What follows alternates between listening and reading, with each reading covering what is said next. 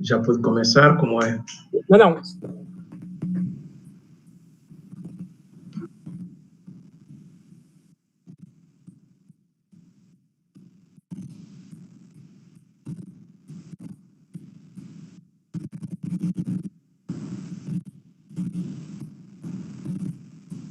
Boa noite a todos e todas.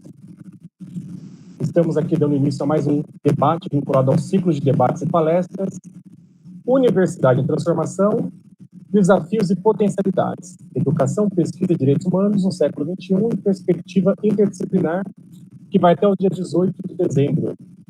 Organizado por 4 núcleos de apoio à pesquisa da USP, no caso, NAP Brasil-África, NAP Diversas, Núcleo de Estudos das Diversidades, Intolerâncias e Conflitos, Centro de Estudos Ameríndios e Núcleo de Apoio à Pesquisa, Produção e Linguagem do Ambiente Construído, na CLAC, com apoio da Pró-Reitoria de Pesquisa da USP e coordenação geral de Paulo Daniel Pará. O ciclo foi elaborado da concepção do formato, a diversidade dos convidados, participantes, com o objetivo de ampliar as trocas, os diálogos e o compartilhamento horizontal de conhecimentos. Então, quem fala é Alex André Vargem, doutorando em Ciências Sociais pela Unicamp e membro da Cátedra Sérgio Vieira de Mello Unicamp. E é um prazer estar na mediação desse debate, né? Não só a mediação, mas também a construção desse debate, junto aos colegas que eu queria apresentar. E o debate de hoje é a presença africana nas universidades brasileiras e o desafio de uma educação emancipadora, um tema de suma importância. Desde o início da década de 60, o Brasil estabeleceu, por meio do Programa Estudante Convênio, graduação e pós-graduação, os chamados PEC-G e PEC-PG, a oportunidade de formar quadros africanos de diversos países em universidades brasileiras. Hoje são mais de 6 mil estudantes, majoritariamente dos países africanos de língua oficial portuguesa, os chamados PALOPs, que estudam e produzem pesquisas de ponta em universidades brasileiras. Além do PEC-G e PEC-PG, há outros estudantes africanos que ingressam nas universidades pelos processos universais ou por meio de ações afirmativas, vagas para pessoas em situação de refúgio, entre outras categorias. O debate pretende provocar uma reflexão sobre as dificuldades do acesso, permanência e a produção do conhecimento dos sujeitos, mulheres e homens africanos do contexto brasileiro, pautado pelas relações raciais. E hoje nós temos aqui 3 ilustres convidados, né? O professor Alain Pascal Cali, senegalês, professor do Departamento de História da Universidade Federal Rural do Rio de Janeiro, Nibaide, quem também conhecemos como Leonardo, mestrando em Filosofia na USP, e Nádia Ferreira, da Guiné-Bissau, graduada em Letras pela USP e fundadora da ONG Yada África. Nós teremos aí 20 minutos, né, para cada convidado, e depois ser aberto as perguntas, né? Os participantes também vão estar acompanhando pelo chat. E eu vou começar pelo professor Alain Pascal Cali, né? Então, como eu já disse anteriormente, né, professor associado de História e Culturas Africanas da Universidade Federal Rural do Rio de Janeiro, possui graduação em Ciências Sociais pela Universidade Federal da Bahia, mestrado em Ciências Sociais pela Universidade também Federal da Bahia e doutorado no Programa de Pós-Graduação de Ciências Sociais em Desenvolvimento e Agricultura pela Universidade Federal Rural do Rio de Janeiro. E tem uma vasta, uma longa experiência aí na área das ciências humanas e sociais, com ênfase em sociologia, história, culturas africanas, atuando principalmente nos seguintes temas: estudos africanos, migração, discriminação, identidade, direitos humanos, políticas de acessibilidade a portadores de deficiência, negritude, colonialismo, civilização, movimento negro e negro africano, né? Então, também o professor Alain, que a gente conhece já há um bom tempo. Então, professor Alain, obrigado por ter aceito o convite, obrigado por estar aqui conosco para fazermos esse conjunto de reflexões, né? Então, passo a palavra para o senhor. Obrigado, professor Alain.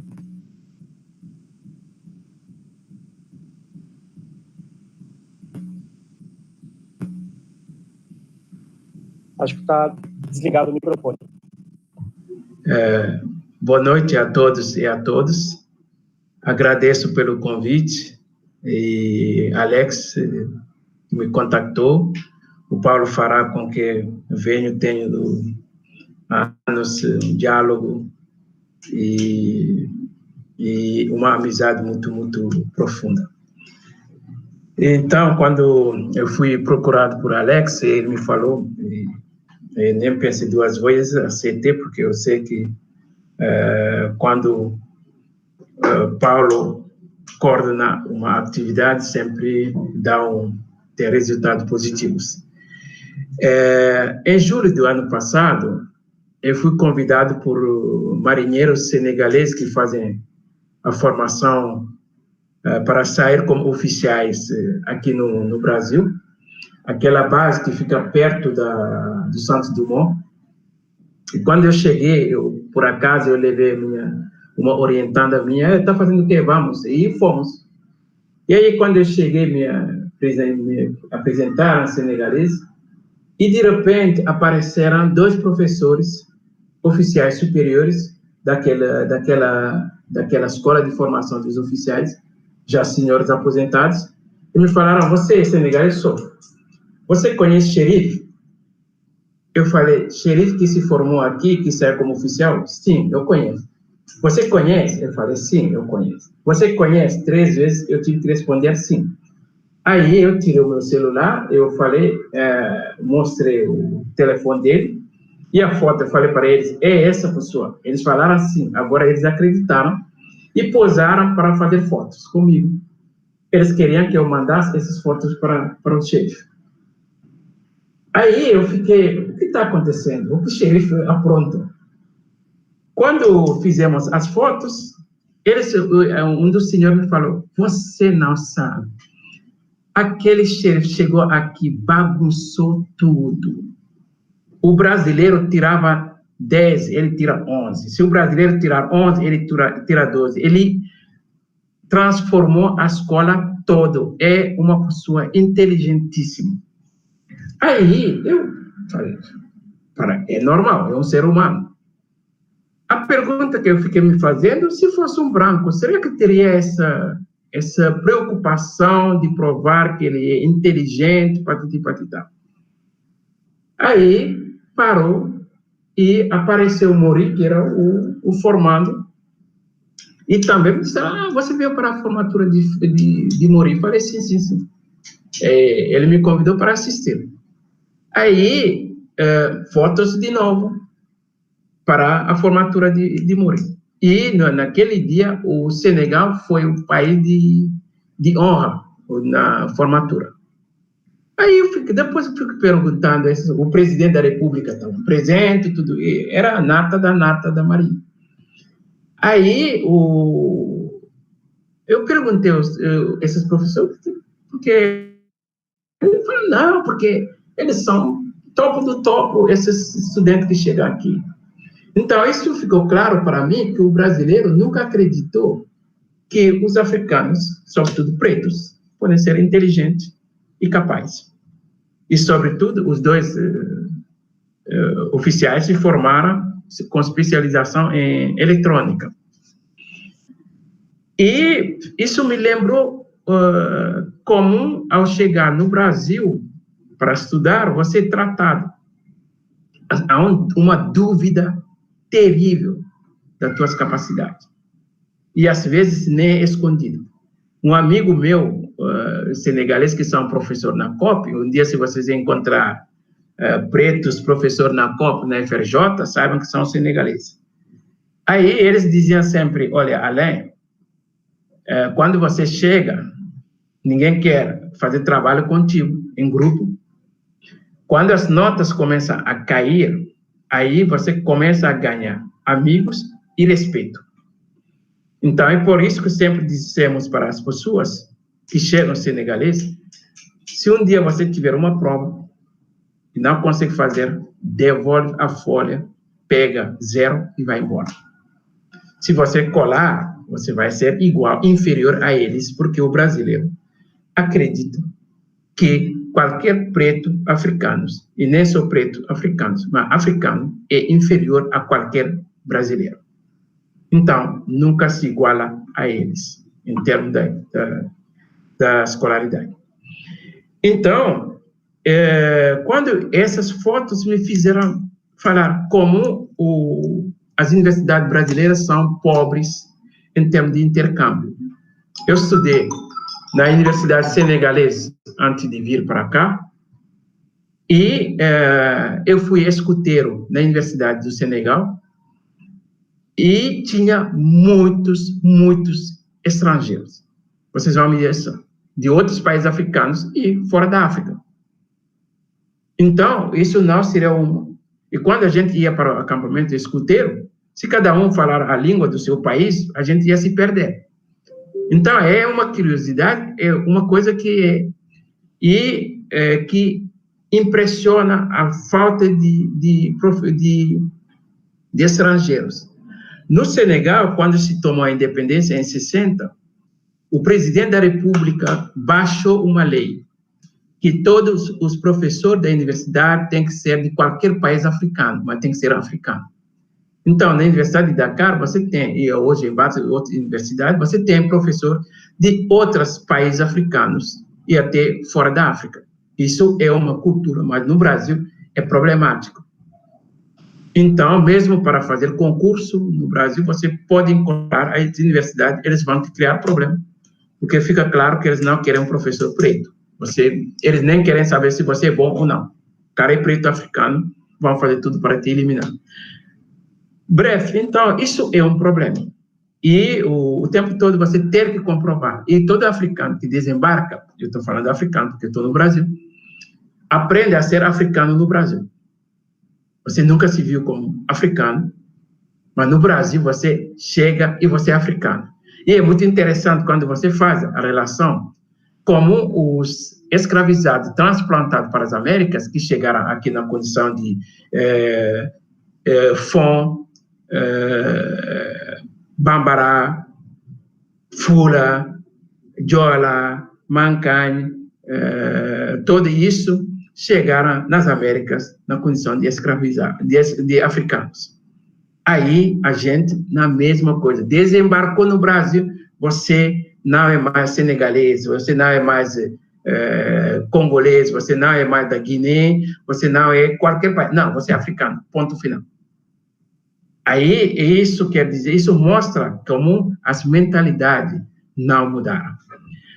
Outro ponto que eu quero destacar, é de fundamental e importante destacar, de que, contrariamente ao que se diz, os convênios que o Brasil, após a abolição da escravidão, baixou uma lei. Não entra no Brasil nem africanos, nem asiáticos. O caso dos asiáticos, eles voltaram atrás. O caso dos africanos, não só de africanos, mas de pretos, vai demorar. Os africanos vão entrar no Brasil 72 anos depois da abolição, na condição de estudantes estrangeiros. Aí, pensar que o Brasil fez um favor aos países africanos, não. A abertura das embaixadas, desses processos, era um meio que as autoridades brasileiras encontraram para escapar da subjugação da diplomacia norte-americana. Então, você vai ter esse processo que vai acontecer.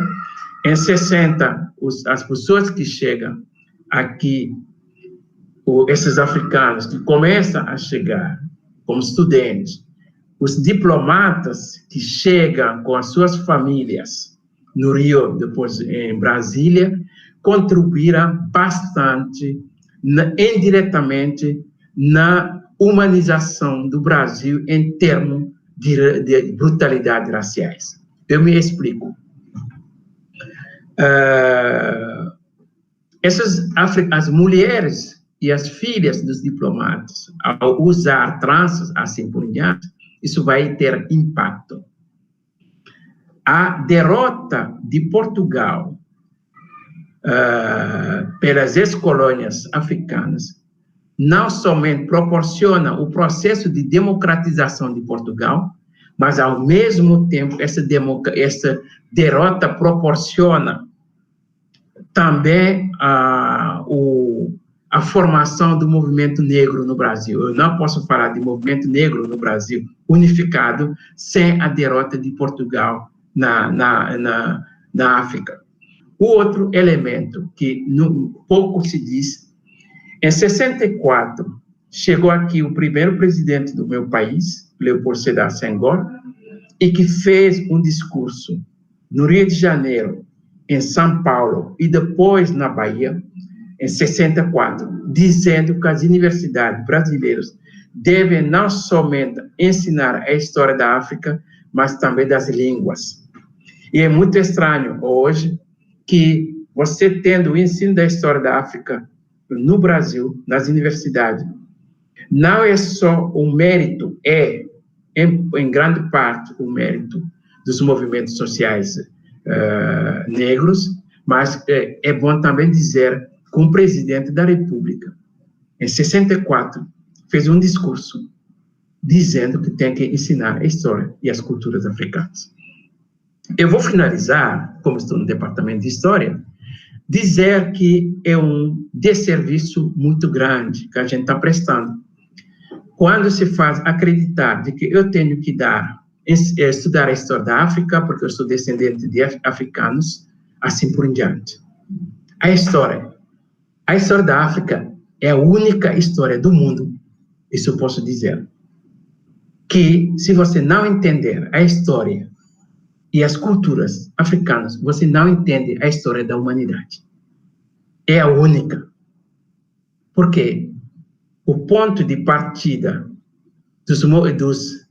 das religiões monoteístas partiram da África para povoar o resto do mundo. Eu costumo dizer para os meus alunos que Deus fez o pacto com o africano no que diz respeito aos 10 mandamentos, que é Moisés. E o impacto disso faz parte do nosso dia a dia. O judaísmo também é africano.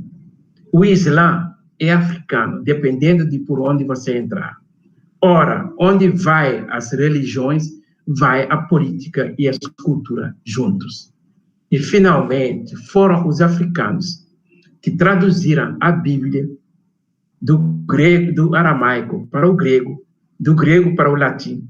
E essa Bíblia latinizada pelos africanos vai ser introduzida no mundo ibérico. Quer dizer, foram os africanos que, contrariamente ao que se diz, que evangelizaram os africanos, os europeus.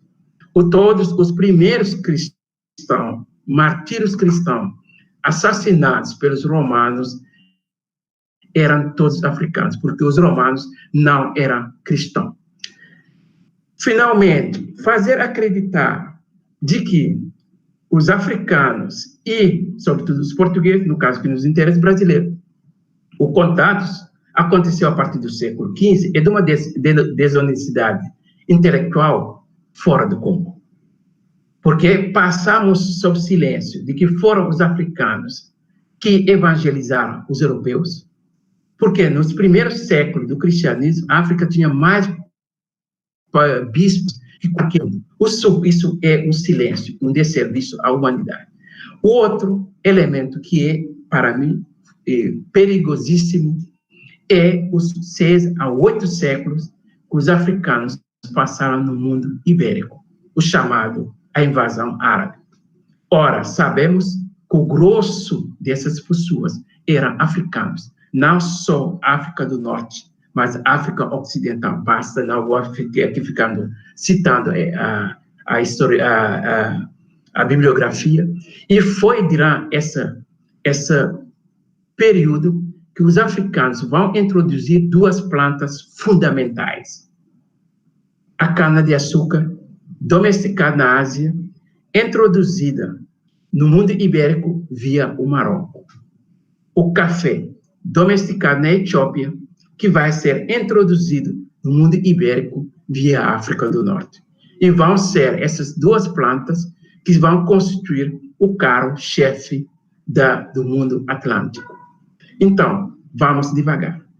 Pensar que, e ensinar nas escolas, nas universidades, de que africanos e ibéricos se encontraram a partir do século XV é fazer os africanos de idiota. Obrigado.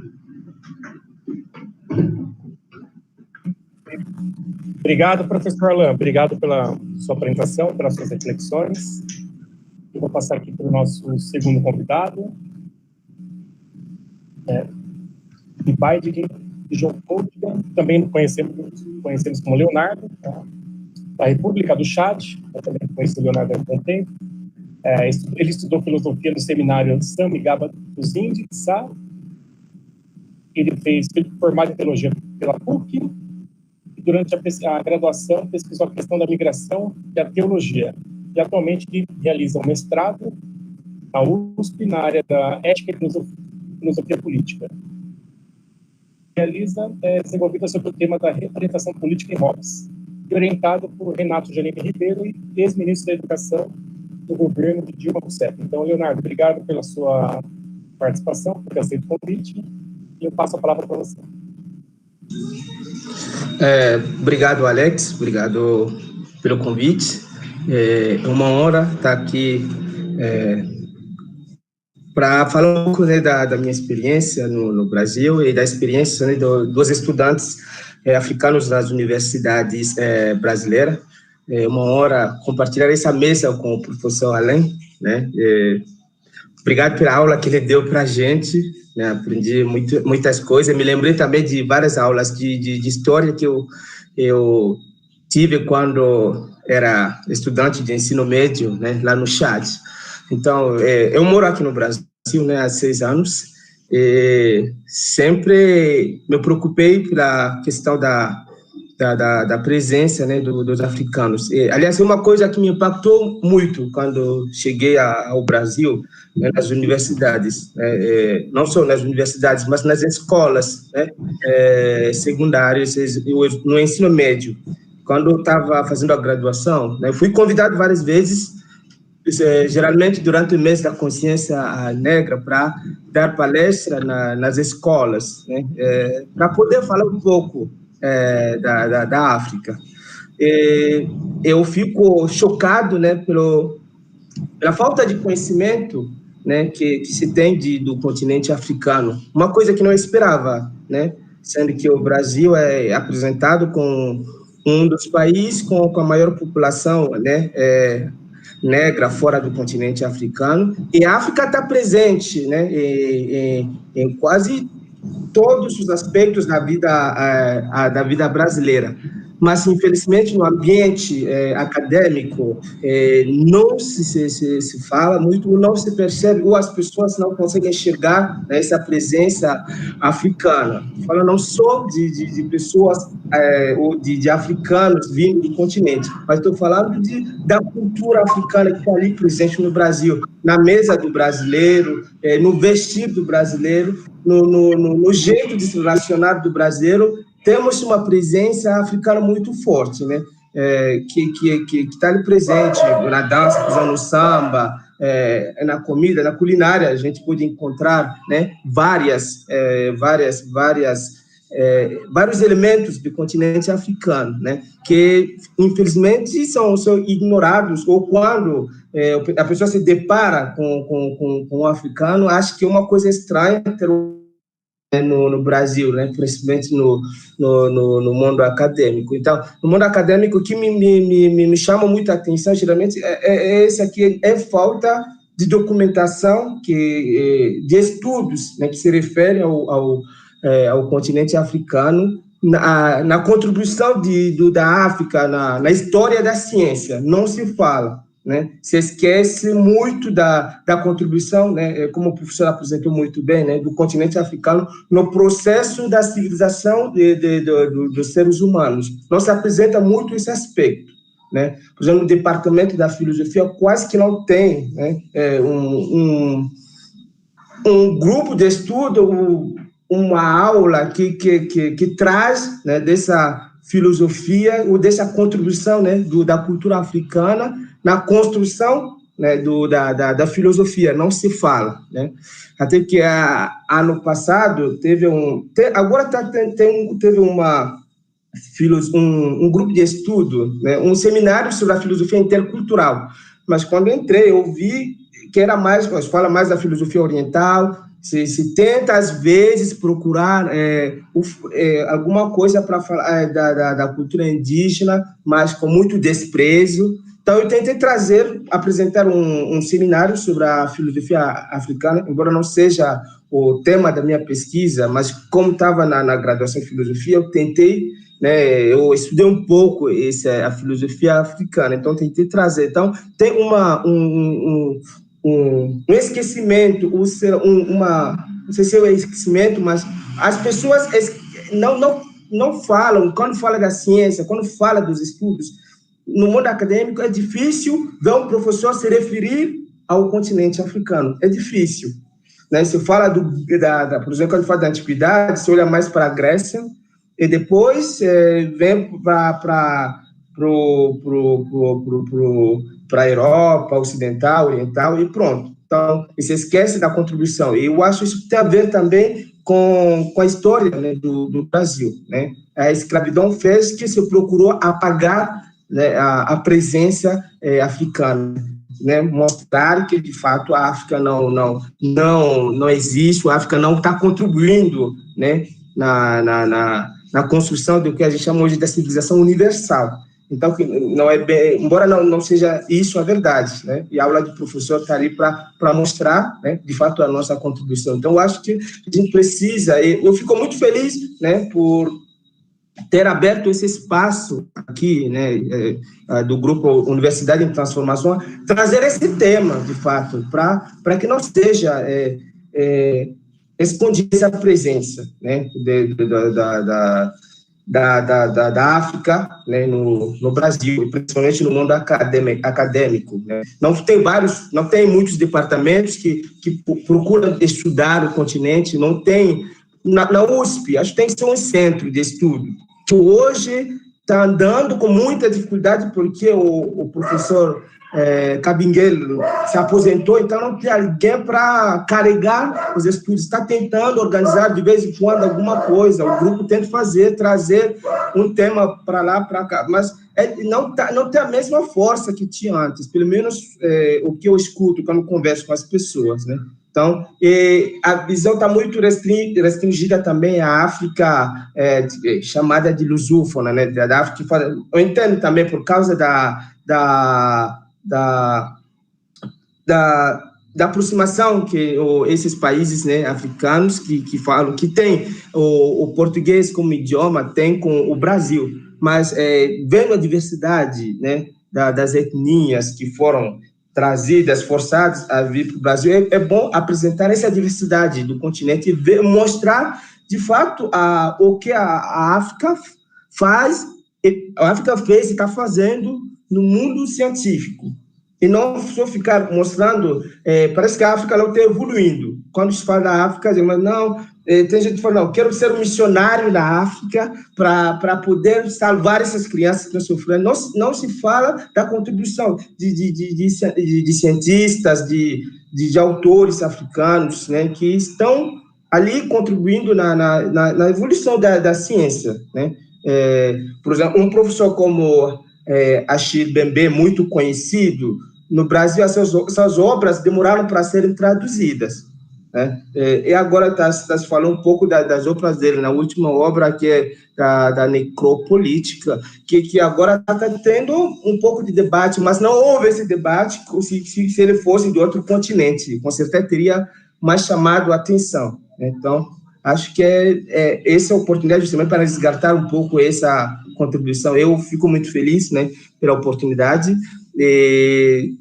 que me foi dada ali para falar um pouco também desse aspecto, desse assunto que eu sempre carrego no coração. Tento, embora esteja fazendo uma pesquisa sobre Thomas Hobbes, que é um filósofo ocidental, tudo, mas eu tento sempre trazer a partir da minha experiência também, né, eu como africano, porque eu carrego também a cultura, eu sei que a África está contribuindo e está evoluindo como os outros continentes, né, que é preciso apresentar sobre um país como o Brasil, que tem uma presença africana em todos os aspectos, não se pode esquecer de trazer isso também para o mundo acadêmico, não só falar da África, quando é falar de samba, quando é falar do futebol, não, isso mostra também a existência desse racismo estrutural, né, que está no Brasil, que tem gente que está querendo esconder, não querendo reconhecer, mas de fato existe, ali que a gente percebe, né.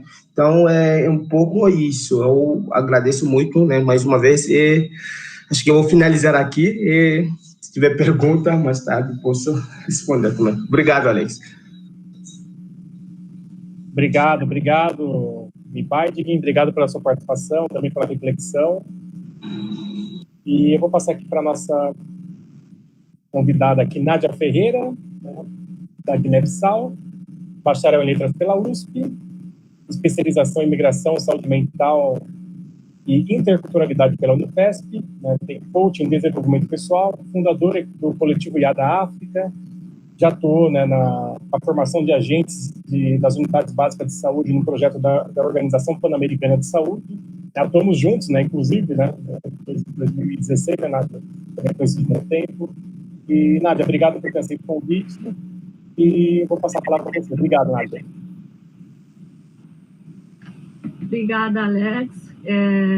Agradeço pelo convite, agradeço por estar aqui, falar que é muita honra ter uma mulher, a única, entre 3 homens, para falar sobre essa questão.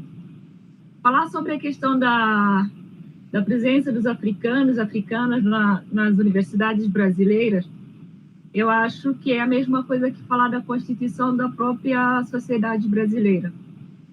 Quando vai se tratar de como o racismo se organiza. Eu sou imigrante, eu vim como estudante PQG, fiz em 2000, estou no Brasil já há 20 anos, e embora hoje seja conhecida entre os africanos como a que só sabe falar de direito das mulheres e até que leva o feminismo para acabar com os casamentos, mas enfim, eu tive que enfrentar muitos desafios quando eu cheguei aqui. E contando a minha história, em cima da minha história, eu queria trazer pontos que foram muito importantes e que são importantes ainda na questão do racial no Brasil e que, ao meu ver, ainda não estão sendo abordados, não são abordados como deveria. Para começar, ao vir para cá como estudante PQG, uma das frases que eu lembro do meu pai foi ele dizer que, vindo para o Brasil, eu sofreria menos racismo do que se eu fosse para um outro país da Europa. E logo que cheguei, eu pude constatar que isso é uma doce ilusão da parte dele e da minha parte, que o Brasil, que se vende fora como um país que não tem racismo, um país pacífico, um país, entre outras coisas, não é o Brasil que existe quando você chega. E uma das primeiras coisas que chamaram a minha atenção foi estar numa sala de quase 200 pessoas e ser a única menina negra e mais um menino. Aí eu comecei a me questionar, mas como assim? Aí depois eu percebi que tinha mais os descendentes de europeus e os descendentes asiáticos estavam em maior número. Aí eu perguntei se aqui era um país de japoneses, de tanto que eu os via. Então, os meus questionamentos começaram daí. Onde é que estão os negros brasileiros? Qual é o espaço? Esse questionamento do negro brasileiro foi sendo estabelecido para mim a partir do momento que eu comecei a ver o tratamento que os estudantes e as estudantes africanos recebiam na faculdade. E uma delas era, geralmente, quando você chega, você senta, quem estiver do seu lado muda de lugar, no meu caso, aí você se questiona, mas por que mudou de lugar? Talvez não esteja vendo bem, não está enxergando bem. Esses são os inocentes questionamentos que fazemos logo de começo. E com o tempo você começa a perceber que as pessoas não estão acostumadas a ver as pessoas negras, porque antes de sermos identificados como africanos, somos identificados como negras e negros, ocupando esse espaço. Então, é um estranhamento para eles ter, principalmente até 2010, que teve uma leva muito grande de estudantes convênio nas universidades brasileiras, a ter colegas de faculdade, colegas de carteira, e sendo africanos. Isso era muito difícil. E a questão que o professor falou também sobre a questão de você não ter grupo na hora de formação de grupo. Os estudantes estão de fora. Você tem que pedir para entrar num grupo e quando você entra, você é anulada, você não tem vez, você não tem voz, você não tem nada. E praticamente só ocupa o espaço. Esse é o primeiro ponto que a gente enfrenta. O racismo, a rejeição, a mensagem gritante, porém silenciosa o tempo todo, que aqui não é o seu lugar. E isso é já um racismo estrutural que a gente vê, não só quando se trata da faculdade, mas também em todas as esferas sociais brasileiras que você vai ver. Esferas sociais de tomada de poder, esferas sociais acadêmicas, de intelectuais, de trabalho, de empregos, você sempre vai ter esse olhar e vai ter sempre essa mensagem falando que você está num lugar do qual você não pertence. Por ser negro, independentemente de você ser africano. E quando você é africano, esses preconceitos e discriminação aumentam ainda mais.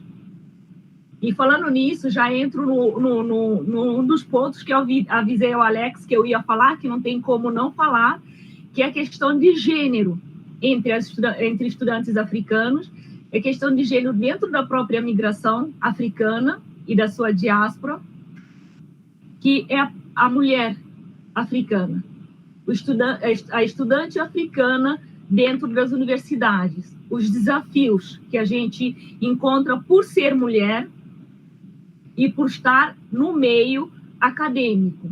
Como é que a gente lida com isso, as dificuldades que a gente encontra de não ser aceite. Uma das frases que eu ouvi na faculdade, não por ser mulher, mas por ser africana, era: mas por que você está aqui? O que você está fazendo aqui?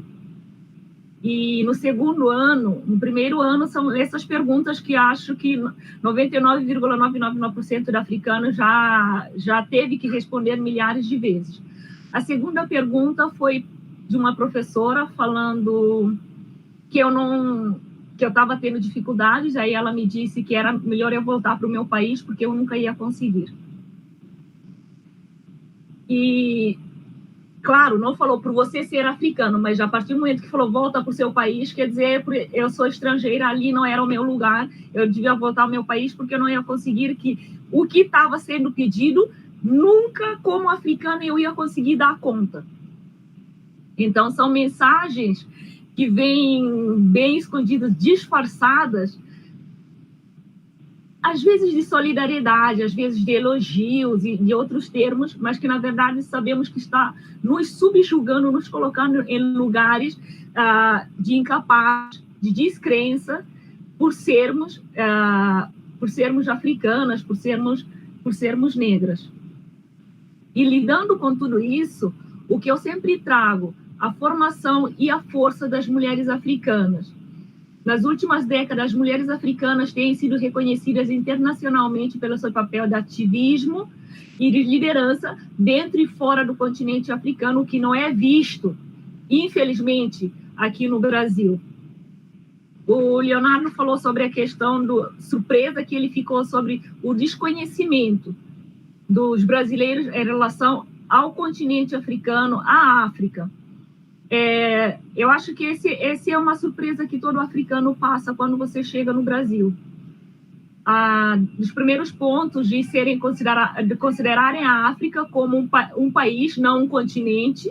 Isso já é um discurso esgotado, que está em fala de quase todos que falam da África, dessa situação de não conhecer e de considerar um país, uma cultura única. Aí, quando você fala... você é africano, sim, eu sou da Guiné-Bissau. É a sua cidade? Não, não é a minha cidade, é o meu país. Mas como? É Angola, né? Não, não é. É Guiné-Bissau, um outro país africano. Então, você tem que ficar explicando. Acho que tudo isso tem a ver de como o negro entrou no Brasil. Isso é uma pergunta que me fizeram uma vez, quando eu estava participando da capacitação de agentes de saúde, pela Secretaria de Saúde de São Paulo, de como os africanos chegaram no Brasil e por que os africanos não têm o mesmo espaço social que as outras, que as outras nacionalidades. Aí a pergunta que eu comecei a fazer, bom, se o africano é tido como preguiçoso, por isso que não ocupa lugares de tomada de decisão, de destaque, é burro, por isso que não está na faculdade, não ocupa outros lugares, temos que começar com algumas perguntas. Como foi que o africano veio para o Brasil? Foi escravizado. Qual foi o meio de transporte que foi usado? Ele foi acorrentado, trazido por navios por meses, ele foi descaracterizado como ser humano, ele foi colocado como um objeto, e, infelizmente, essa caracterização do africano ainda acontece do negro e do africano. Não somos vistos como pessoas, por mais... eu não posso dizer que em forma geral, eu estou, nesse caso, que eu estou falando sobre a discriminação racial, os preconceitos. Então, dentro desses termos,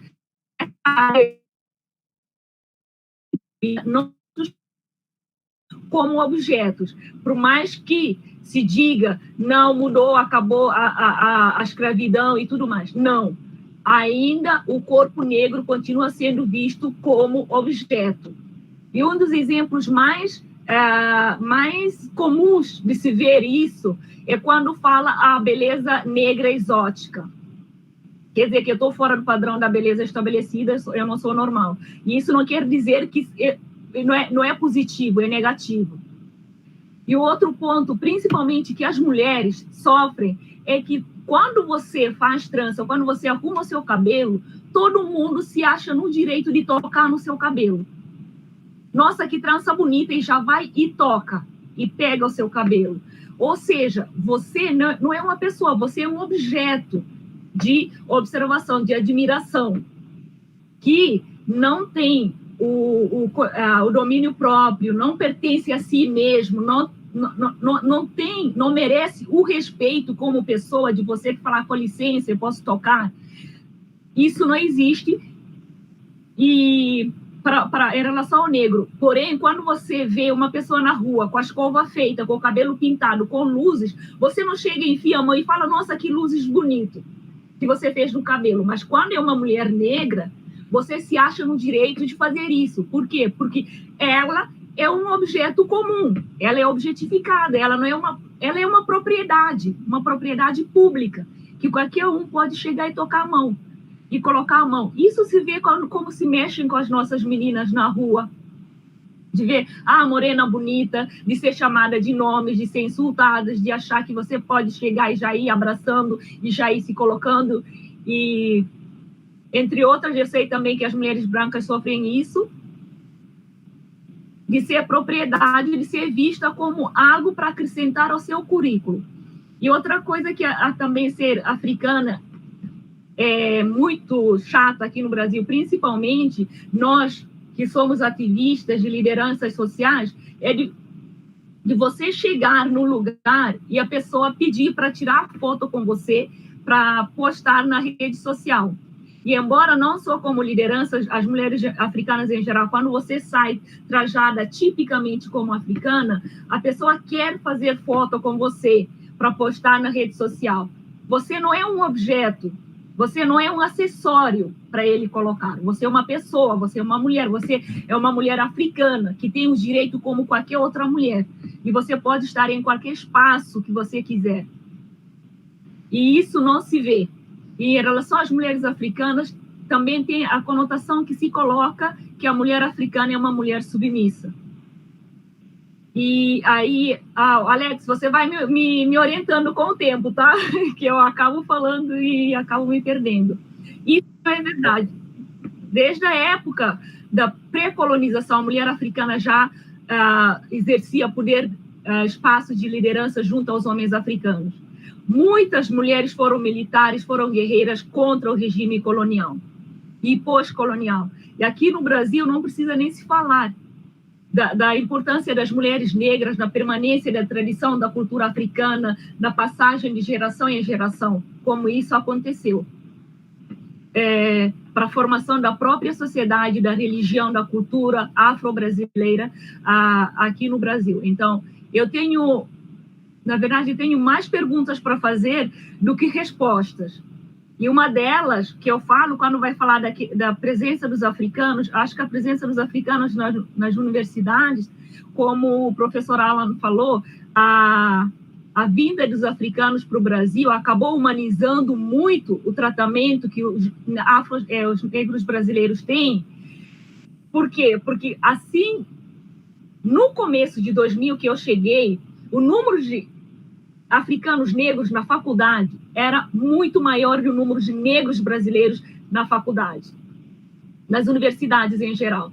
Então, a chegada dos africanos e o empenho de serem vistos como alunos que não tiravam 6, mas que tiram 10, que tiram 9, que dão conta do recado, fez com que os africanos começassem a serem vistos como pessoas capazes, não objetos, não como pessoas que estão aqui só para ocupar espaço, ou que, não, o Brasil abriu a porta para os africanos coitados virem estudar. Muitos países africanos já tinham universidades. Então, vir para o Brasil estudar não quer dizer que você não tem um lugar para estudar no seu país. Você quer fazer esse intercâmbio, que nos nossos países já é uma coisa normal, porque tem estudantes de outros países, nossos países estudando. E aqui para o Brasil era uma coisa totalmente diferente, que as pessoas não conheciam. E temos que lidar com essa mensagem de estranheza, de que não é o nosso lugar, nós não temos nada para fazer, estamos invadindo espaço. Outra coisa também, as perguntas ridículas que são feitas, desculpa a expressão, de como você chegou aqui, no seu país, você dormia em árvore. São perguntas que são inconcebíveis para serem feitas, principalmente no espaço acadêmico. Não são pessoas que você vai passar na rua, você vai ver, que vai te perguntar. São pessoas no espaço acadêmico fazendo esse tipo de pergunta, que são perguntas já inadmissíveis. Aí teve outra questão também que me revolta muito, que é a questão de cota racial, que deixa claro como o racismo estrutural é presente. Eu não posso deixar de falar disso. E eu coloco assim: você é a favor da cota, sou 100% e continuarei sendo até que a justiça social seja feita. Para você que fala, não tem que ter cota social, nem para universidades, nem para o emprego, nem para o trabalho, é porque quando o negro conseguiu entrar na escola depois de 5ª geração após a abolição da escravidão, você europeu, você asiático, japonês, ou sei lá, a primeira geração, a 2ª geração de imigrantes desse grupo racial já estava na faculdade, já estava estudando. Enquanto o negro pôde ter essa oportunidade 5 gerações depois, 500 anos depois, praticamente. E quando o negro veio como objeto e foi objetificado para o resto da vida, e está sendo, ainda que de uma forma mais disfarçada. E quando o negro não pode ficar no centro da cidade para poder estudar, mas teve que ir para a cidade, para as extremidades das cidades, para a periferia hoje, e formar favelas, comunidades, porque não podia ficar no centro da cidade, porque era fedido demais, era sujo demais, e não era gente, tinha que estar fora do espaço onde pessoas civilizadas deviam ficar. Então, quando você pensa isso nos privilégios que você tem por causa da sua cor de pele, mas o governo devia fazer escola básica suficientemente boas para que essa disputa seja justa. Quando vão fazer isso? Até quando a população negra ou a população africana, porque eu tenho uma filha aqui, ela nasceu como brasileira, então ela é uma afro-brasileira, embora ela saiba que ela é africana. Até quando ela teria que esperar que tivesse uma escola boa básica para que ela pudesse disputar no vestibular e entrar na faculdade em pé de igualdade com os filhos dos não negros que tiveram acesso fácil, que tiveram todo o apoio, estudaram na escola particular e acessaram isso. Até quando essas escolas vão ser construídas? Até quando a população negra vai ter que esperar que o governo, o sistema que é feito de pessoas brancas, pensadas para as pessoas brancas, dentro dos termos brancos ocidentais europeus, pensem nessa população que está precisando. Por isso que quando você vai questionar a cota, questiona todo o histórico e o porquê da cota. E não é a afro-brasileira a primeira a usufruir da cota. Cota já existia. Estados Unidos fez cota. Aí eu falo, por mais de 50 anos. Será que se não fosse pela cota, Obama teria sido o primeiro presidente negro americano? Ele teve a oportunidade de entrar, de ter essa cota. O negro americano teve essa cota e acessaram a escola de forma igual com os brancos, e hoje eles disputam de forma igual. Não estou querendo dizer que todos os negros africanos norte-americanos tiveram acesso só pela cota, mas eu estou falando que a política de cota estabelecida nos Estados Unidos deu condições com que eles pudessem lutar de pé de igualdade, de mostrar as suas capacidades. Não tem como você mostrar a palavra é diferente, mas enfim, eu acho melhor não usar uma palavra tão difícil, de mostrar a sua capacidade de que você merece estar no lugar se você não tiver oportunidade. Então, a cota se trata de dar oportunidade para que as pessoas mostrem suas capacidades. E essa é uma oportunidade que nós, como estudantes africanos, temos demonstrado nas faculdades. Nós estamos aqui como africanos, somos capazes e temos feito e temos mostrado a que viemos. Não estamos aqui porque somos coitados, mas estamos aqui porque o país, Brasil, ganha com o PQG, com esse programa. Não é porque eles estão nos fazendo um favor, mas é para construir a sua própria imagem fora do Brasil como um país que abraça, que acolhe, que não tem distinção.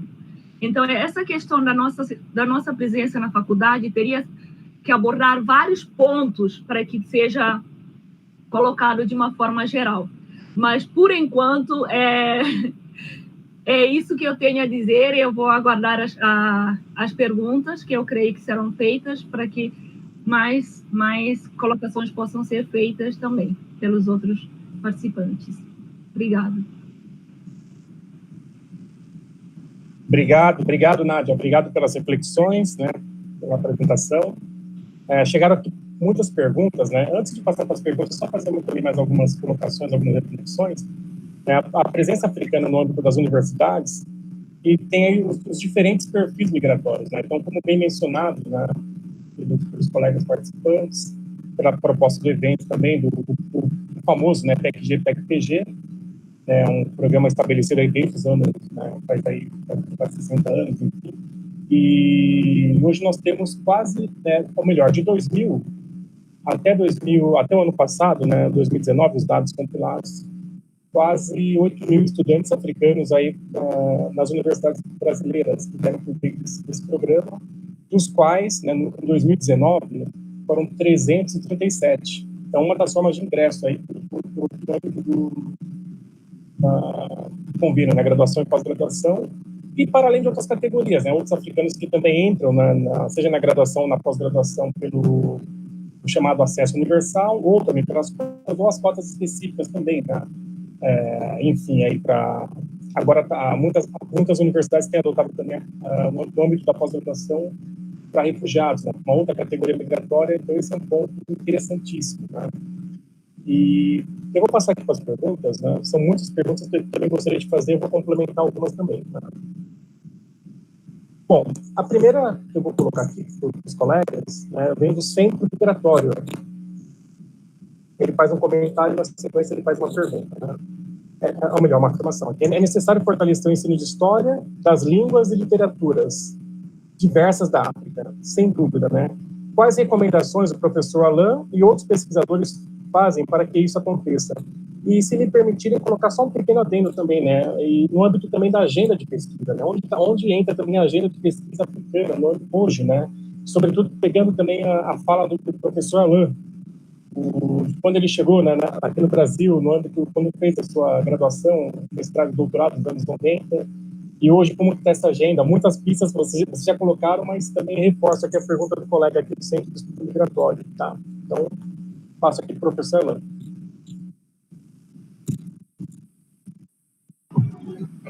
Olha, eu acho que a pergunta é mal colocada. Como eu tinha finalizado a minha fala, de que se você não entender a história da África, você não entende a história da humanidade. Você não entende. Então, se a gente pegar qualquer assunto que você pegar, você tem que sempre recolocar os mapas nos seus devidos lugares para você começar a falar. Primeiro ponto, para ver como a África está no centro. Quando falamos, como falou muito a minha colega Nádia, o branco. Mas quem é o branco? O branco é um preto depigmentado. Porque todos os primeiros seres humanos que saíram da África eram todos pretos. O branco é um preto depigmentado. Então, se eu vou falar do branco, vou ter que falar isso. Foi essa saída da África que vai proporcionar a domesticação de plantas, a domesticação de grãos, a domesticação de aves, a domesticação de animais. Tudo isso quer dizer, eu não posso falar, ou se eu vou falar da história econômica, sem partir desse ponto. Então, pensar que eu tenho que falar as línguas, qual é a língua que eu tenho que ensinar? Não. Eu tenho que saber, porque tem várias línguas no continente. A África é o continente que mais tem línguas no mundo. Então, se eu partir, por onde você parte, eu sempre digo para os meus alunos, a África é como se você estivesse num grande navio que virou, e você caiu embaixo. Toda vez que você nada para sair, a cabeça sai da água, você bate no caco do navio. É isso a África.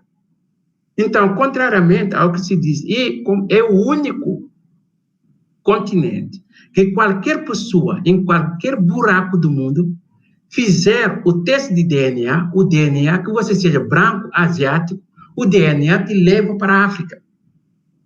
Independentemente não tem nada a ver com os processos da escravidão nas Américas, não tem. Até o chinês acreditava, devido às crenças ideológicas de que somos uma cultura milenar, que não tinha nada a ver com a África. Quando os testes de DNA caíram, mostraram que eles tinham, o DNA levou eles para a África Oriental. Então, não tem alguém. Há alguns anos atrás, isso foi cômico no Brasil, quando, no debate sobre as cotas, ações afirmativas, para dizer que não tem branco no Brasil, mas foi engraçado. Vão dizer que não tem branco no Brasil, mas o que eles fizeram? Levaram Neguinho do Samba, aqui do Rio de Janeiro, que fez o teste de DNA, e disseram que não, olha, tem um problema para designar que é negro, porque o teste dele, o DNA dele diz que uma boa parte dele vem da Europa, não sei o que, então é complicado você dizer que ele é. Mas é muito engraçado, pode ter um problema para dizer quem é negro devido a isso. Mas perguntar a um porteiro ou a um policial quem é negro, ele vai te dizer. Então, brincadeira à parte, quando eles fizeram isso, mas eles não pegaram nenhum branco, fizeram o mesmo teste com nenhum branco. Porque esse teste da pessoa que acredita que é branco puro, que não tem ser humano puro, todos nós somos misturados, aí o teste vai te levar para a África. Então, é a única história da humanidade que, se você não entender, você vai ter problema. E, por isso, isso é minha luta. Pensar, não, sou afro-brasileira, a história da África é a minha história. Não, a história da África é a história de todo mundo. Porque a África, você tem pretos, você tem brancos, você tem judeus pretos, você tem judeus brancos, você tem muçulmanos, você tem cristãos, você tem tudo. E o cristianismo não foi trazido pelos colonizadores no século XV. Por favor. O Islã chegou na África 5 anos depois do seu surgimento. Qual é hoje? Qual é um país dito árabe que o Islã chegou 5 anos depois do seu surgimento? Nenhum. O judaísmo é africano. Contrariamente ao que se dizem aqui. Não, se você não é do candomblé, você não é negro. O cristianismo é africano, o judaísmo é africano. Então, como eu vou tentar entender a historiografia do judaísmo, a historiografia do cristianismo, se eu não entender a história da África? Isso que é um problema. Então, ao fazer isso, ao negar isso, você está se embrutecendo, você está se desumanizando. Mas onde, como a gente está discutindo, a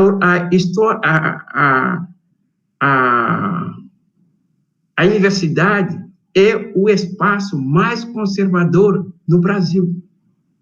Porque no momento que você está dizendo, não, vou ensinar a história da África, porque a lei me obriga, eu sempre pergunto, como estou no departamento de história, eu falo para os meus colegas, você está ensinando de tudo, menos a história. Leonardo falou da filosofia. Ok. Mas se você pegar todos os filósofos gregos, passaram um tempo no Egito faraônico. Platão passou 23 anos. Alguém vai passar 23 anos num país de passeio? Não. Ninguém fala isso. Então, como eu vou... o erro que nós cometemos é dizer, não, história, a filosofia africana. Não, é a filosofia da humanidade. Todos os grandes filósofos passaram pelo Egito faraônico. O cristianismo, o monoteísmo, nasceu no Egito faraônico. E foi a um africano que Deus entregou os 10 mandamentos, que é Moisés.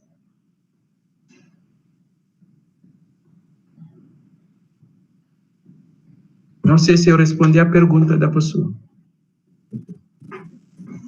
Obrigado, Alain. Obrigado pela reflexão. Bom, aí chegaram várias perguntas, né? E até um pouco do comentário também do professor Alain, né? E também da exposição dos colegas, referente à Lei 10.639, né? Que é a obrigatoriedade do ensino de África nas escolas. E aí vou passar aqui para o Leonardo, né? Na sua avaliação, qual o caminho que deve ser adotado para uma aplicação efetiva nas escolas? Um pouco do que também você fez na sua apresentação, né? Então, Alex, eu vou também na linha do professor. Acho que essa história de impor, hoje tem uma lei para ensinar a história da África no Brasil. Eu acho que é uma farsa, né? Uma farsa, mas que eu entendo também foi o resultado, né, de luta, de movimentos sociais, dos movimentos negros, né, que deram que chegaram a esse resultado. Então, parabéns por esses movimentos. É uma coisa que devia ir de si mesmo, é uma coisa que deveria ser assim, natural, ensinar a história da África, né, sendo que a humanidade partiu do continente africano. Mas, embora tenha essa lei, apesar de ter essa lei, a gente percebe que a aplicação ainda demora. Eu fiz visitas, eu fui até educador social, não é? Um centro para crianças e adolescentes. O que se aprende, o que se sabe lá da história, não apenas da história da África, da história em geral, é pouca coisa. Acho que isso é preciso rever todo o currículo, né, do ensino. No Brasil, preciso fazer um trabalho, um trabalho amplo, né, que tem a ver com todas as camadas de educação, não apenas no ensino básico, mas até nas universidades, né? Então, é um trabalho de formiga que precisa ser feita, né? A lei foi decretada, mas a aplicação a lei não colocou meios né, para aplicar, de fato, transformar em realidade, né, o ensino da história da África. O que se vê nas escolas, né, onde eu passei, fiz as visitas, o que se ensina como história da África? É nada, né? Não se fala. A professora vem, mostra uma floresta, né, do continente africano, mostra para as crianças alguns animais dentro de um parque do Quênia, da Tanzânia, e fala, isso é África. Basicamente é isso que se faz. Eu fiz visita, isso não é uma história que você está ensinando. Então, ele pega alguns vídeos no YouTube, mostrando crianças africanas dançando, fala, isso é a história da África. E quando eu chego, a criança me pergunta isso. Né? Você fazia isso quando estava lá na sua terra? É assim que vocês fazem? Então aqui, você pergunta qual história estão passando para a criança. Então, o professor do departamento falou, explicou muito bem, né? Então, é uma questão que deveria começar lá de cima, né? No ensino, a formação, né, dos docentes dentro das universidades, dos professores, né? Os departamentos de história, qual tipo de curso ou de aula, de história estão dando para os professores, as documentações que a gente tem, as pesquisas. Então, é importante ver, então, é um trabalho muito amplo. Então, uma farsa decretar uma lei, depois não tem como aplicar. Então, é pouco isso, a minha contribuição. Olha, queria só acrescentar a fala do colega Leonardo, de que a gente tem que tomar muito, muito cuidado. James Watman traz um debate muito forte no livro dele, que em português seria O Modelo Americano de Hitler. E ele vai mostrando como, durante o nazismo, o grupo mandou os mais eminentes especialistas em direito para estudar meticulosamente todas as leis norte-americanas, sobretudo do Sul. E essas leis que vão ser usadas pelos nazistas para o caso dos judeus na Segunda Guerra Mundial. O que ele está trazendo, e quando você mergulha no livro de Trevor, um sul-africano, ele vai mostrar também como no tempo do apartheid eles fizeram uso das leis norte-americanas. E o outro pensador da Austrália traz o mesmo debate, como os brancos da Austrália se inspiraram das leis norte-americanas para a questão dos povos indígenas, dos negros nativos australianos. O que eu estou tentando mostrar, quando você fala de leis, você está falando de que foi no antro das universidades que as leis que vão provocar os maiores danos da humanidade foram pensados, teorizados, conceptualizados dentro das universidades. No momento em que eu não fiz lei para o ensino da Europa no Brasil, eu não baixei lei para o ensino da história das Américas no Brasil, eu não fiz leis para o ensino da Ásia no Brasil, mas fiz lei para o ensino da história da África, dos afro-brasileiros e dos povos indígenas. Há uma coincidência, na condição de sociólogo, eu paro na hora. Eu digo, todas as conquistas dos negros no Brasil e dos índios foram feitas por lei. Então, eu exploro essa coincidência.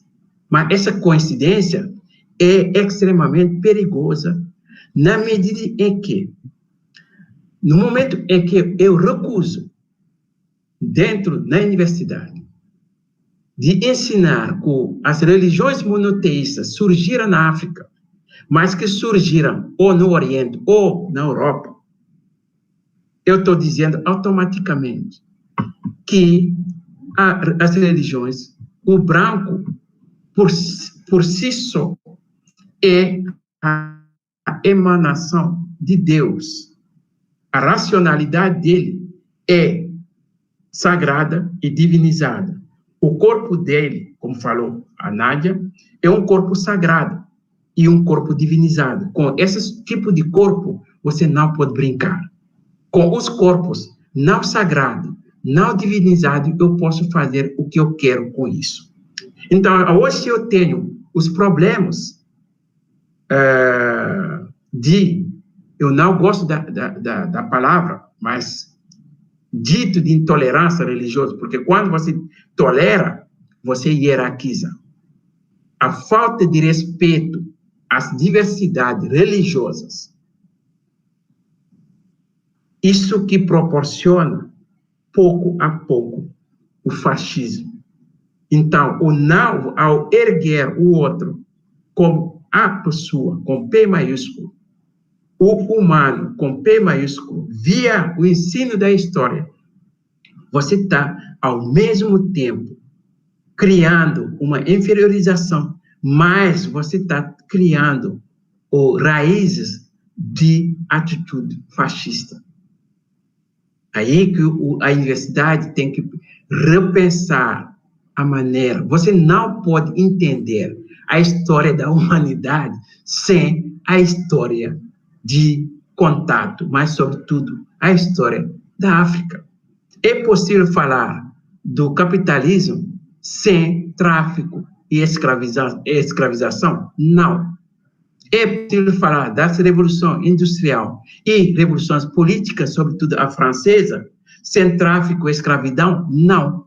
Mas se fala da Revolução Francesa sem escravidão, sem tráfico. E quando você vai mergulhar na era das revoluções, não tem a Revolução Haitiana não entra, que era a revolução mais avançada. Então, é muitas coisas. Se você não entende a história da África, você não entende a história da humanidade. Agora, estamos falando, todo mundo vai dizer, por graças à tecnologia, as invenções da tecnologia da internet. Sim, mas vamos perguntar, o que é fractal? O fractal, que parece uma novidade, em qualquer vilarejo na África, as construções geográficas das casas são feitas na base do fractal. Então, essa fractal que vai ser incorporada na eletrônica. E a gente está agora se comunicando. E sem isso, vamos pensar, não, é uma novidade que foi inventada na Europa. Paciência.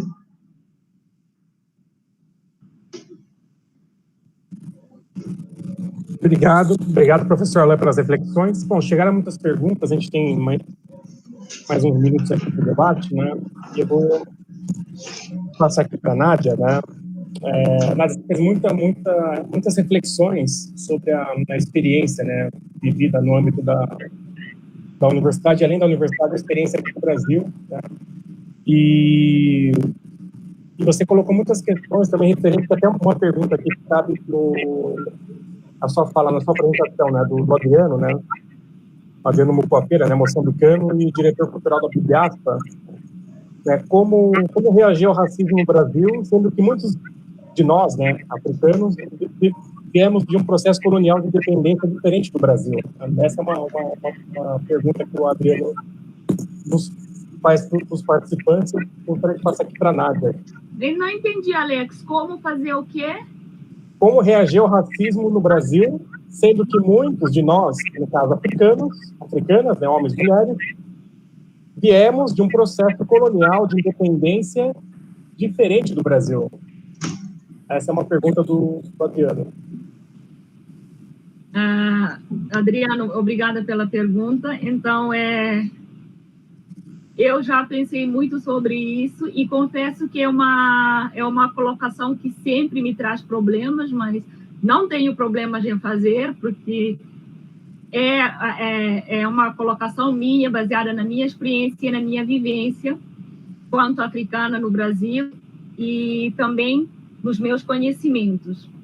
E o ponto sobre o que o Leonardo falou, sobre as leis serem fracas, eu vou dar um pitaco numa resposta que não me pertencia. A lei foi criada, porém, não tem nenhuma fiscalização. Não tem nenhuma sanção para a escola que não colocar na íntegra. Para gestões da escola que não colocarem essa lei em ação. E muitas escolas falam, tá, vamos dar a escola da África, a história da África. Eu falo isso porque, como sou formada em letras, passei os 3, 4 anos dentro de escolas, fazendo pesquisa, fazendo estágio, e como experiência, os meus trabalhos, as minhas pesquisas, a minha área de atuação é sempre voltada à questão racial no Brasil, a comunidade africana e a questão de gênero. Não colocam a história da África como o último tema a ser abordado no ano letivo dentro da escola. Aí, quando chega o final do ano, está todo mundo correndo e quando se vai abordar, não se aborda quase nada. Então, também tem essa questão. E como o professor Alan falou, e também o Leonardo, não precisava ser uma coisa obrigatória, é uma coisa natural. Como não foi exigido a história das outras nacionalidades presentes no Brasil, por que da África seria necessário uma exigência ou uma lei para que se cumprisse?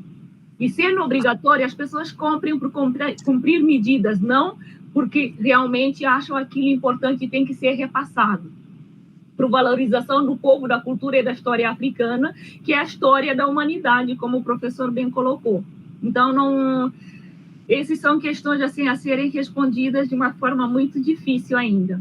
Respondendo à pergunta do Adriano, eu sempre pensei muito isso. Eu colocava uma frase que uma amiga minha falou que não era uma frase bonita para se colocar, em que eu falava que temos que pensar o histórico da formação do povo negro brasileiro, como foi feito e como essa formação foi feita na África. Quando eu, como africana, eu vou falar sobre a questão do colonialismo, eu falo com muito orgulho, porque meu país expulsou os portugueses. Os portugueses não deram independência à Guiné-Bissau. Guiné-Bissau, como outros países, conquistou a sua independência. Portugueses se retiraram. Então, para mim, é uma história de orgulho, de resistência, de que eu reconquistei o meu espaço e tomei domínio de mim. Já a questão do brasileiro, do afro-brasileiro, é diferente. Foi todo um processo de desconstrução, de descaracterização, de objetificação, de vários outros termos que eu poderia usar para falar para o negro brasileiro, construir essa identidade na mente do negro brasileiro, de que ele não é uma pessoa, que não é capaz, não tem intelecto, e várias outras objetificações que foram colocadas. E como é que eu lido com isso? Quando chegamos aqui no Brasil, no grupo que eu cheguei, a pergunta era, mas por que tem movimento negro? Por que o Brasil tem movimento negro? Os negros não sabem que são negros? Precisa de um movimento para isso? Então, foram perguntas que a gente foi se fazendo e, com o tempo, pela minha experiência, e quando o racismo começou a apertar mais, eu falo, quando o racismo aperta, o africano começa a ver o porquê da necessidade do movimento negro no Brasil, que não seria necessário se não tivesse essa discriminação toda que tem. A forma como o negro brasileiro se comporta é diferente. Eu enfrento o racismo, questão do racismo, a maioria dos africanos se impondo, perguntando por que você está fazendo isso. Mas a maioria dos negros brasileiros, principalmente há pelo menos 3 décadas atrás, não tinha esse posicionamento. Eu enfrento o racismo no Brasil, tendo consciência de quem eu sou, da minha cultura, do meu lugar de pertencimento e deixando sempre claro que eu sou uma pessoa como uma pessoa, qualquer outra pessoa, como o professor falou, o branco é só negro com menos pigmentação, então eu sou igual a ele e não tenho por que me sentir inferior. A nossa luta, o nosso trabalho, todo esse processo, de forma como eu enfrento o racismo e como acho que os africanos poderiam também, é sempre esse de posicionamento, de não recuar, claro que vai levantar várias questões, mas no momento eu acho que a forma que podemos enfrentar o racismo, ao meu ver, é essa conscientização que não devia ser necessária de quem é o africano, de quem é a África, o papel central que a África tem no desenvolvimento do mundo, das culturas em geral. Acho que isso é uma das formas de se enfrentar o racismo. Obrigado, Nádia. Obrigado pelas reflexões, né? Nos chegaram muitas perguntas, e a gente está praticamente indo para o final do debate, né? Não teremos tempo de respondê-las, né, todas, né? Mas foram muitas perguntas, uma grande participação, né, aqui no nosso chat. E aí eu gostaria de saber dos colegas, né, as recomendações, né? Que recomendações vocês dariam, né, no âmbito da experiência, da expertise de vocês, da vivência, sobretudo aí como a comunidade acadêmica pode garantir mais africanas, mulheres, homens no âmbito da universidade, como falando como estudante, mas também como docentes, né? Acho que esse é um ponto interessante também. Nós temos aí grandes expoentes africanos na universidade, né? Então, né, foi falado aqui do Mengele, o nosso próprio professor Alain, que aqui nos prestigia com sua fala, Basílio, entre outros, né? Enfim, Carlos Suburrana, enfim.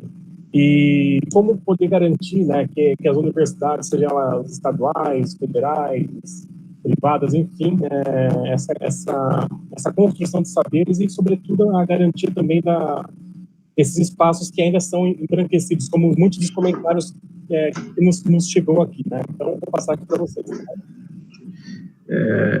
Eu acho que tem uma pergunta que tem que ser colocada pelos brasileiros e, sobretudo, o mundo acadêmico. Qual Brasil queremos? E qual Brasil devemos construir e como construir? Enquanto você não se colocar essas perguntas, é a mesma coisa você dizer, eu quero viajar. Então, se você não sabe onde você vai, você nunca vai economizar dinheiro para poder comprar a passagem, e você vai na rodoviária e vai ficar lá parado. Porque você não definiu onde você quer ir.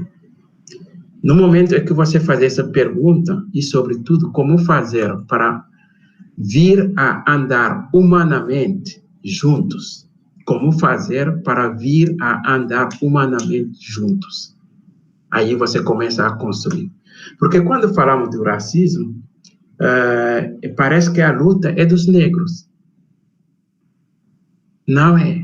O racismo destrói todo mundo. O racismo leva todo mundo para o psicólogo, o psiquiatra. O racismo pode vir a ser a base da instabilidade sociopolítica de uma nação. Então, eu estudei menino de rua, graduação, mestrado e doutorado. Quando eu me deparei com meninos de rua nas grandes cidades brasileiras, que foram rejeitados pelos próprios pais por ter a cor mais escura que os outros irmãos, eu falei, essa sociedade está doente. Mas quem não entender, primeiro vai dizer, os pais são irresponsáveis, não sei o que. A pergunta que eu me fiz na época é, como o Brasil levou muitos brasileiros a se odiar tanto? Então, se o negro faz isso, o branco que tem irmãos negros tem vergonha. Eu me lembro que em Salvador, a gente era sempre convidado para uma família muito rica e a avó dessa família era preta. Então, o meu amigo que me convidava disse que sempre perguntava para os pais, mas quem é essa? E em todas as fotos, aquela senhora estava nas fotos. Mas a resposta era sempre, não, ela estava aqui na hora que a gente estava fazendo fotos. Então, você tem vergonha. O mesmo branco brasileiro é uma coisa que tem que analisar. Porque quando você mergulha nos debates sobre raça na historiografia.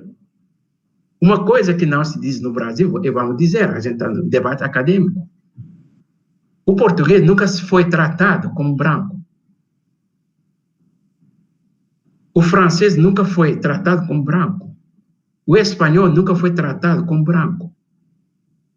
E há outro silêncio do mundo acadêmico brasileiro, é que entre 1500 até 1800, eu estou falando bem, 1500 até 1830, milhões de franceses, portugueses, italianos, espanhóis, ingleses foram escravizados por africanos no norte da África. Alguém já, uma universidade, alguém já aprendeu isso numa universidade? Não. Então, ao não falar que esses europeus foram escravizados por quase 3 séculos por africanos, você faz acreditar que o preto foi o único ser que foi escravizado na modernidade. Isso não é verdade. E por isso que a história é perigosa. Então, no momento em que eu coloco essa pergunta, como fazer para andar humanamente juntos, vem a outra, como se desumanizar para se rehumanizar. Se você se preocupar com a rehumanização de todos, você está trabalhando em prol da estabilidade sociopolítica, mas, ao mesmo tempo, com a estabilidade socioemocional, psicológico, psiquiátrica e das pessoas. Então, o negar é isso que deveria ser o debate nas ciências sociais e humanas. Como fazer? Isso implica reformular todos os currículos. Reformular todos, para assim que o ensino seja muito mais inclusivo do que exclusivo. Porque o ensino exclusivo vai lançar as bases do fascismo. E por isso eu fico sempre rindo quando os colegas têm debates sobre o fascismo, assim por em diante. Eu digo, puta merda. Você olhou o teu programa? Você olhou o programa do teu curso? Então, quando olhamos friamente os programas nas universidades, somos os teóricos e os conceptualizadores do fascismo. Obrigado. Obrigado, professor. Obrigado, professor Alain, pela grande reflexão, grandes reflexões. Leonardo, se quiser fazer alguma recomendação, considerações finais, também fica à vontade. Tá, então, mais uma vez, muito obrigado, foi um debate muito enriquecedor, né, para mim, ouvir as falas do professor, da Nádia, aprendi muitas coisas.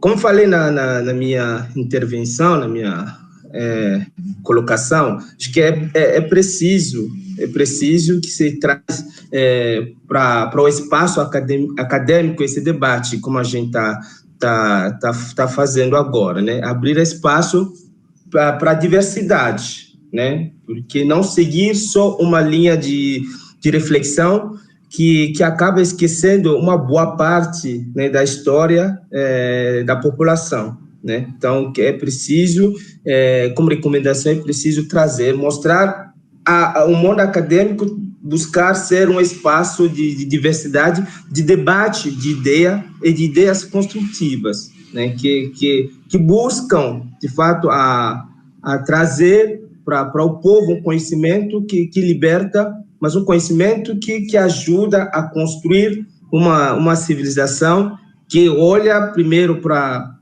o humano, né, o ser humano, que enxerga, né, o outro como ser humano, que como presença no mundo, no espaço, no tempo, é uma história, também que tem uma história, né? Então, não apagar, né, as lutas ou as histórias de um povo, né, que compõe, que faz parte da população brasileira.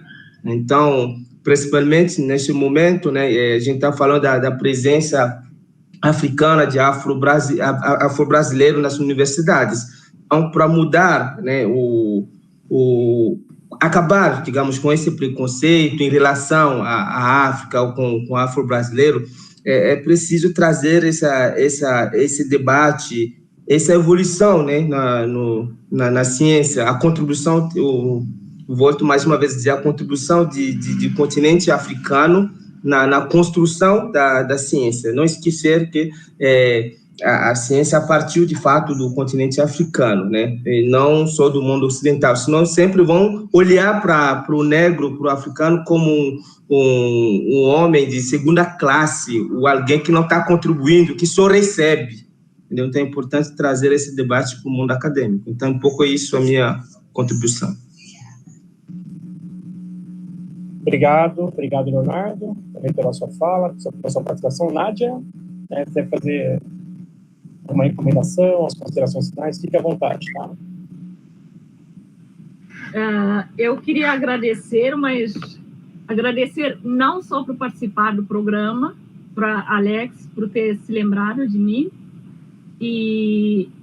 mas para o professor Alan estar aqui, porque na fala dele eu me vi muito representada em muitos questionamentos que eu estou afastada desse meio já tem uns 2 anos, mas que eu colocava, eu vi que ele coloca em muitos esclarecimentos, pessoalmente para mim também, quando ele fala da religião, para mim é um esclarecimento muito grande, que durante muito tempo eu tive uma luta interna sobre ser cristã e não ser africana.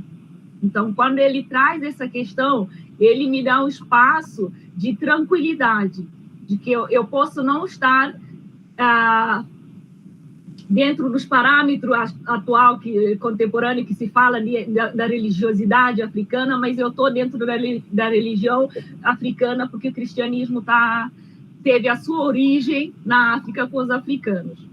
E também coloco Roma, depois de assumir o cristianismo nunca foi a Roma. E a minha consideração final é como a minha pergunta, o professor colocou humanizar e reumanizar. Eu geralmente coloco essa pergunta como construir e reconstruir a sua identidade enquanto pessoa. Mas agora que eu vi humanizar, eu acho que eu vou adaptar isso com a sua permissão, professor. Vou adaptar para mim. Como é que nós podemos reconstruir? Que um dos pontos que eu coloco, quando eu cheguei aqui no Brasil, pela questão racial e por ser mulher, imigrante e africana, que é visto como uma coisa mais negativa do que ser negro ainda, sofri muitos impactos. E isso foi me desconstruindo como pessoa. Eu vi uma mulher, uma boa aluna, com minha identidade forte, tudo definido. E quando eu cheguei aqui, eu vi que era negra, que eu era pobre e que, acima de tudo, eu era africana. E o espaço que sempre foi natural para mim, o espaço acadêmico, estudar e tudo mais, não é mais o meu espaço. Eu era uma indesejada, eu estava num espaço que não era meu e que eu não tinha capacidade para estar nesse lugar. Então, com todos os outros quesitos sociais que vêm já para o estar distante da família, da sua origem, isso me fragilizou muito. E eu sofri uma desconstrução, que eu falo, de quem eu sou, da minha idade, da minha força. Eu fui muito abalada. Porém, em todo esse processo, eu fui encontrando elementos que, em vez de me desconstruir totalmente, como todo o sistema brasileiro racial e cultural é constituído para nos desconstruir quanto negro, eu fui me reconstruindo em cima desses bases que estavam dando para me desconstruir. Então, as armas que usavam contra mim, para me desconstruir quanto mulher negra, africana e imigrante, eu peguei essas mesmas armas e usei para me reconstruir a minha identidade quanto negra no Brasil. Eu acho que esse é um processo que, como falo, nós africanos brasileiros estamos em contramão. Aí eu queria muito que o professor falasse um pouco sobre isso também. Me apaixonei pela forma da sua colocação, como coloca as coisas de uma forma tão clara. Eu sempre coloquei que estamos em contramão. Enquanto nós viemos emancipadas sobre quem nós somos, numa cultura onde não nos víamos como coisificado, como incapazes, mas nos víamos como pessoas íntegras e inteiras, aqui o negro brasileiro foi construído de uma forma que ele não se visse assim. Então, toda a luta do povo brasileiro, do negro brasileiro, é dessa construção da sua integridade, de quem ele é, a reconstrução como pessoa. Eu acho que se eu pudesse deixar isso, eu ia colocar isso, que nós, como africanos, tenhamos mais paciência em forma como o negro brasileiro luta com os seus desafios raciais, culturais dentro do próprio Brasil. E que o negro brasileiro, ou o brasileiro em si, veja que a luta racial não é a luta do negro, não é a luta do africano, é a luta do ser humano, é a luta do homem, de mulher, de criança, de qualquer pessoa, que não precisaria existir, como o professor bem colocou, só temos questão de melanina a menos ou melanina a mais, mas todos somos africanos. Então, como ver isso? Acho que essa seria a minha reflexão, que é uma coisa que eu penso bastante, de como fazer isso numa sociedade como o Brasil. Eu queria só brincar um pouco em relação ao que o Leonardo falou das contribuições da cultura. Se você perguntar a qualquer brasileiro, agora vocês estão na USP, nas maiores universidades, podem fazer esse jogo. Todo brasileiro almoça e janta arroz, todo dia. Poucas pessoas que vão te dizer, eu não como arroz. Mas pergunta para esse brasileiro, paulista, de onde veio o arroz que eles comem. O arroz foi domesticado em 2 regiões do mundo, África Ocidental e Ásia. O arroz que comemos no Brasil todo dia, as Américas todas e a Europa, foi o arroz trazido pelos africanos da África Ocidental. Então, durante esse período, português e inglês trouxeram da África Ocidental as pessoas especializadas em risicultura. Então, essa herança, todo dia que o brasileiro senta na mesa para almoçar ou para jantar, ele está beneficiando de uma das maiores contribuições desses africanos, no dia a dia. Mas se você perguntar, ele vai dizer, não, vem da Ásia. Não é. E isso, por si só, mostra o perigo de não ensinar a história. Então, isso acaba afundando não o negro, afundando o brasileiro. Porque quando você viaja, você percebe, o branco brasileiro tem complexo em relação ao europeu. Ele tem complexo em relação ao norte-americano. Exatamente. Como ele chegou a esse ponto. Ele se autodestruiu.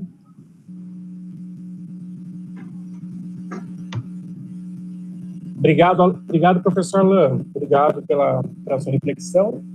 O senhor tem mais alguma consideração para fazer, professor? Mais alguma consideração final? Não, é só agradecer pela oportunidade de conhecer Nádia, Leonardo, e poder dialogar com eles, aprender com eles também. E Paulo, com que há muito tempo que a gente não teve essa oportunidade, eu agradeço muito, muito, e foi bem-vindo também. E dizer que Paulo foi o primeiro e o único a me convidar para palestrar fisicamente na USP.